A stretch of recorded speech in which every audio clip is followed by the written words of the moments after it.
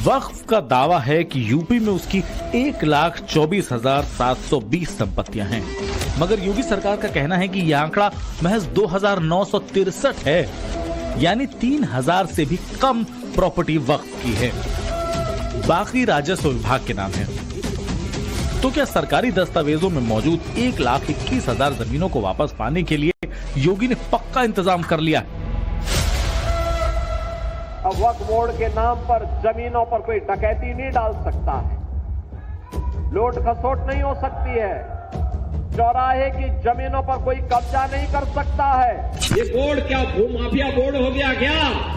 भूमाफिया प्रदेश में नहीं चल सकते। माफियाओं को तो हम पहले ही विदा करा चुके हैं प्रदेश से, क्योंकि उत्तर प्रदेश में भी लाखों एकड़ लैंड वक्फ बोर्ड के नाम पर नाजायज तरीके से कब्जा करने का काम हुआ था। इसमें किसी गरीब का कल्याण नहीं हो रहा था। नया वक्फ कानून बना, फौरन यूपी में पहली बार एफआईआर भी दर्ज हो गई। बरेली के सीबीगंज में सरकारी कब्रिस्तान को मजार बताने वालों पर शिकंजा कस लिया गया।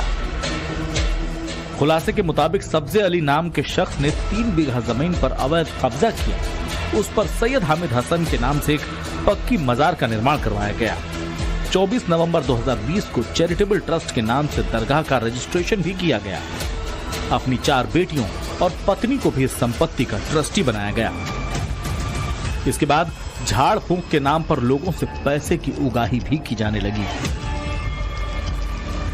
मगर शायद सब्जे अली भूल गए कि यूपी में वक्फ के नाम पर फर्जीवाड़ा नहीं चलेगा। पुत्तन शाह की शिकायत पर पुलिस ने जांच की तो राजस्व विभाग के रिकॉर्ड में जमीन सरकारी निकली। अब इंतजार सुप्रीम कोर्ट के आदेश का है, जिसके बाद अगला एक्शन लिया जाएगा। एफआईआर दर्ज की गई है, जिसमें आईपीसी की धारा 323, 504, 506, 420, 467, 471, 447 और 120 बी के अंतर्गत दर्ज की गई है। आईपीसी के धाराओं के अंतर्गत ये इसलिए दर्ज किया गया है क्योंकि ये पूरा प्रकरण 2020-21 का है। एफआईआर नंबर 177/25 थाना सीबीगंज में पंजीकृत की गई है। ये तस्वीर देखकर किसी का भी दिमाग कौंध सकता है कि खाली बंजर जमीन में मजार और मदरसे कैसे आए और किस मंशा के साथ बनवाए गए। योगी के प्रशासन ने जैसे ही जांच शुरू की, कौशाम्बी में वक्फ बोर्ड का गड़बड़ झाला समझ आ गया। ग्राम समाज की 98 हेक्टेयर जमीन पर वक्फ बोर्ड ने दावा ठोका और फिर वहां धार्मिक स्थल बना दिए गए। मामला 1946 से अटका हुआ था, मगर अब इसे सरकारी खातों में दर्ज करने की तैयारी हो रही है। चिन्हित किया गया है और एरिया आइडेंटिफाई किए गए, परंतु इसमें जो भी कार्रवाई शासन के निर्देश और हमारे सुप्रीम कोर्ट के ऑर्डर के उपरांत अग्रिम कार्रवाई की जाए। कुछ जमीनें पहले वक्फ बोर्ड में सरकार पास आई, वही हम टीम गठित करके उसका भी हम चेक करवाएंगे और उसके उपरांत जो भी फिर निर्देश आएंगे शासन की ओर से, उसी क्रम में हम कार्रवाई करेंगे। योगी एक्शन में देरी नहीं करते, फौरन अमल करते हैं। इसका उदाहरण संभल से आई इस तस्वीर के जरिए समझ सकते हैं। वही संभल जहां विवादित ढांचों को लेकर पत्थर चलाए गए, आज वहां वक्फ कानून बनते ही जमीन की नापतोल हो रही है। चंदौसी इलाके में दरगाह जनेटा शरीफ के आसपास राजस्व विभाग के अधिकारी इस बात की पैमाइश कर रहे हैं कि वक्फ के नाम पर कौन सा गड़बड़ झाला किया गया। इस वक्त मैं उसी जनेटा गांव में दरगाह शरीफ के ठीक पीछे मौजूद हूं, जहां मेरे पीछे देखिए कि यहाँ पर तमाम जो राजस्व विभाग के जो कर्मचारी हैं वो यहाँ मौजूद है, जिनमें जो है 4 कानूनगो और 15 लेखपाल यहाँ पर मौजूद हैं। और वह देखिए किस तरीके से यहाँ पर जमीन की पैमाइश कर रहे हैं। इन सबका कहना है कि पहले यहाँ पे वो जो सरकारी जो जमीन है उसकी पहले ये लोग पैमाइश कर रहे हैं, ताकि पता लग सके कहाँ तक क्या कुछ सरकारी जमीन है जिसके कब्जे की बात है। आपको बता दें कि जनेटा का जो दरगाह शरीफ है उसको लेकर के प्रशासन ने साफ तौर पर कहा है कि वह जमीन जो है वह राजस्व विभाग के खाते में दर्ज है। ऐसे में वो वक्फ की जमीन कैसे हो सकती है। जनेटा गांव की इस दरगाह को 300 साल पुराना बताया जा रहा है, लेकिन गांव के ही रहने वाले मोहम्मद जावेद का आरोप है कि दरगाह को सरकारी जमीन पर खड़ा किया गया। इस सिलसिले में सीएम पोर्टल पर शिकायत की गई है। आरोप ये भी लगाया कि वक्फ ने 2019 तक के लिए ही मुतव्वली बनाया था। मामला संभल प्रशासन के संज्ञान में आया तो नोटिस भेजा गया और फिर बीते मंगलवार को एक टीम ने कब्जे वाली जमीन की इंची टेप से नपाई की। वक्फ की जो जमीन है उसमें सिर्फ कार खैर के काम होते हैं। मस्जिद, मज़ार, मुसाफिर खाना जो ज़ायरीन के लिए शेड प्रोवाइड किया गया है ताकि गर्मी वगैरह में आराम से उसमें आराम कर सकें, और बाकी लंगर खाना है उसमें भंडारा वगैरह गरीबों के लिए होता है। बस वो वक्फ बोर्ड की जायदाद है और वक्फ बोर्ड में दर्ज है और वक्फ बोर्ड ही में उनकी सेटिंग है, इसीलिए उन पर कोई कार्रवाई नहीं हुई और 2019 से उनका कार्यकाल खत्म हो गया। दरगाह जनेटा शरीफ की देखभाल करने वालों की दलील है कि ये जमीन सुन्नी वक्फ बोर्ड में दर्ज है, जिसके कागजों की एक कॉपी राजस्व विभाग को दी गई, मगर प्रशासन का दावा है कि दस्तावेजों में कमी है, इसीलिए आखिरी फैसला सुप्रीम कोर्ट के डिसीजन के बाद लिया जाएगा। हालांकि सरकारी जमीन पर उर्स का मेला कैसे लगा, इसकी इन्वेस्टिगेशन स्टार्ट कर दी गई है।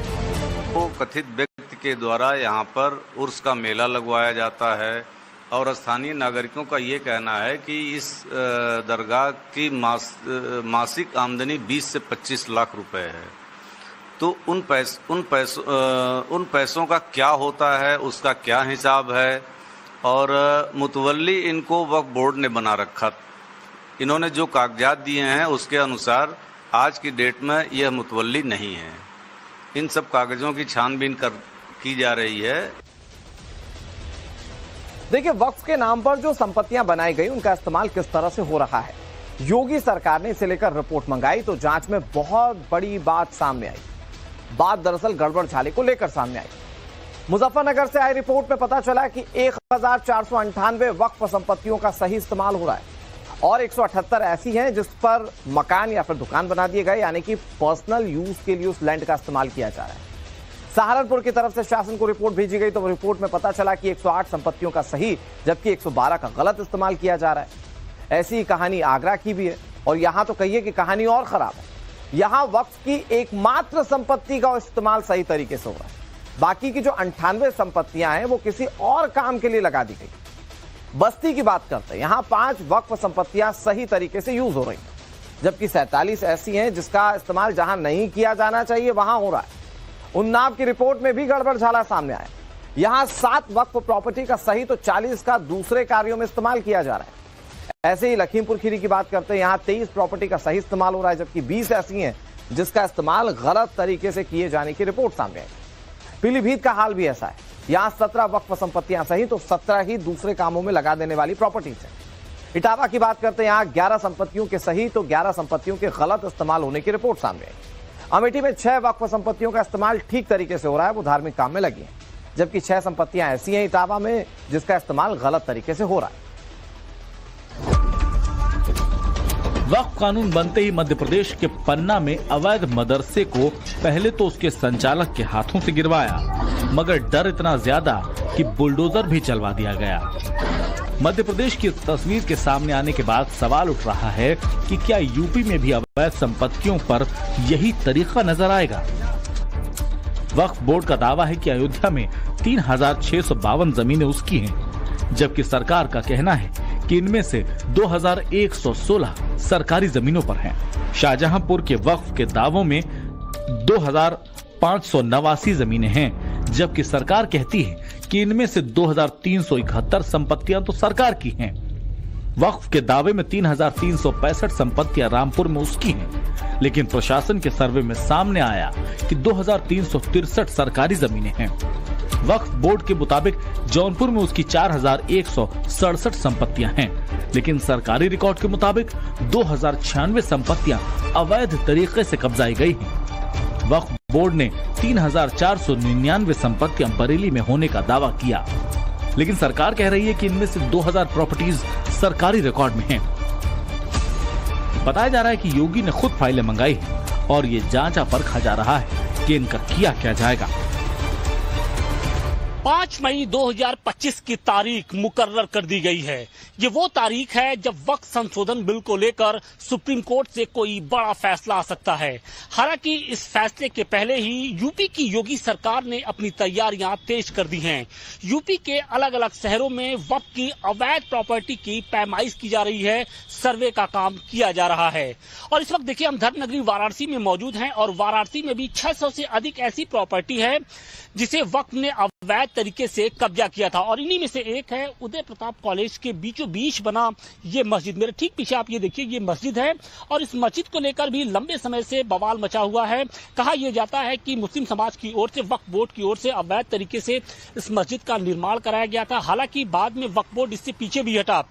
बाद में यहाँ पर जो नमाज होती थी उसे बंद कर दिया गया। लेकिन अब छात्रों की ये मांग है कि चूंकि ये प्रॉपर्टी अवैध तरीके से यहाँ पर बनाई गई है, इसकी आड़ में कहीं ना कहीं पूरे कॉलेज के अधिकांश हिस्से को हड़पने की साजिश रची जा रही थी। ऐसे में अब इस मस्जिद को हटाया जाए, यानी जो कब्जा है वो मुक्त कराया जाए। हम सभी को माननीय सुप्रीम न्यायालय पर पूरा भरोसा है कि 5 तारीख को सुप्रीम कोर्ट से भी ये बिल पास हो जाएगा।